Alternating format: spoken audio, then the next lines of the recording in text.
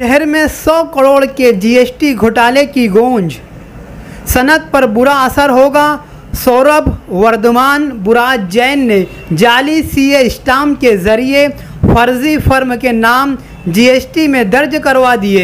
इब्तदाई मरहले में मुंबई की जीएसटी तफ्तीश महकमा ने 10 करोड़ के फ्रॉड का पर्दाफाश किया। मालेगांव में पावरलूम सनत में व्यापारी पैसा लेकर भाग गया या पैसा डूब गया, इस तरह के घोटाले हमने देखे हैं।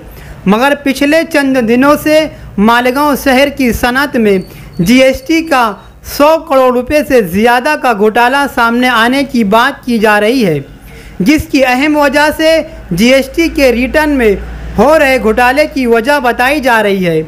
Maharashtra state GST department Mumbai के तहकीकाती दस्ते ने मालेगांव शहर के एक रजिस्टर्ड जीएसटी प्रैक्टिशनर को गिरफ्तार करने में कामयाबी हासिल कर ली है। इसे टेक्सटाइल कारोबार से मुंसलिक मुख्तलिफ टैक्स दहिंदगान की बोगस इनवॉइस जारी करने की पादाश में गिरफ्तार किया गया है।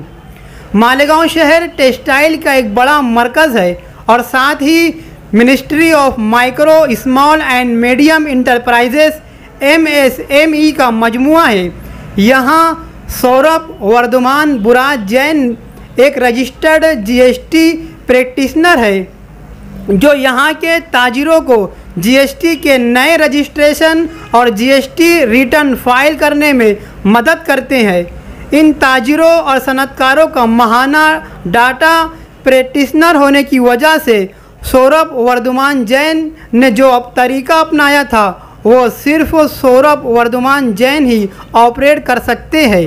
इस तरीक़ेकार के दौरान सौरभ वर्धमान जैन टैक्स दहिंदगान के रेगुलर टर्नओवर में सौरभ दीगर टर्नओवर का इजाफा करता था। ताजिरों की मालूमात में लाए बगैर जाली रसीदें और जीएसटी R1 में इनके इंदराज बताता था।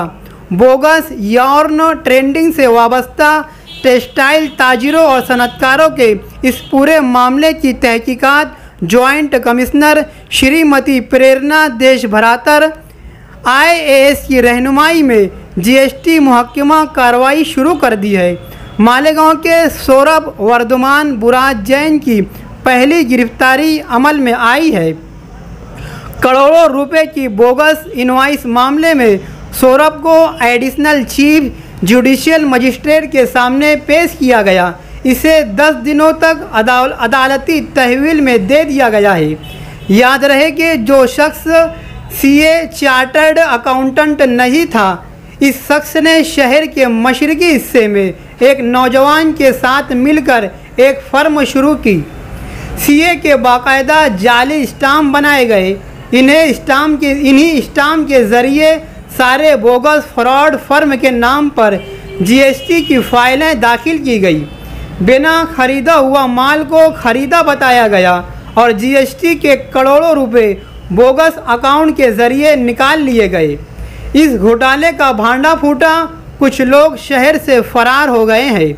जांच के दायरे में किस किस का नाम आएगा ये तो वक्त ही बताएगा। ज़्यादा पैसे की लालच और अपनी अकल के गलत इस्तेमाल करने की वजह से मालेगांव शहर की पावरलूम सनत कहीं बदनाम न हो जाए। हमें यह भी याद है कि मालेगांव शहर ईमानदारी से इनकम टैक्स भरने में 1 नंबर है। हमारे शहर के सेठों का नाम इनकम टैक्स के दफ्तर में बड़ी इज्जत से लिया जाता रहा है और सबसे ज़्यादा इनकम टैक्स हमारे ही शहर से भरा जाता है। इसलिए हमारे यहाँ ज़िलाई सतह का इनकम टैक्स का ऑफिस सेल टैक्स ऑफिस बनाया गया है और अब जीएसटी का ऑफिस भी ज़िलाई सतह का बनाया गया है।